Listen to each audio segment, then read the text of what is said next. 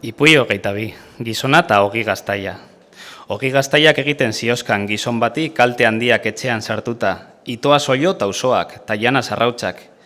Ipini zion lakio edo gatigugarri bat eta erori izan bertan. Aurkitu zuen gizonak atsegin oso soinetik katigatua eta diotxa, kaltegin zitala, erori aiz geroenean, aspaldiko egunetan ondo bizi izan naiz, nere oio eta usoakin.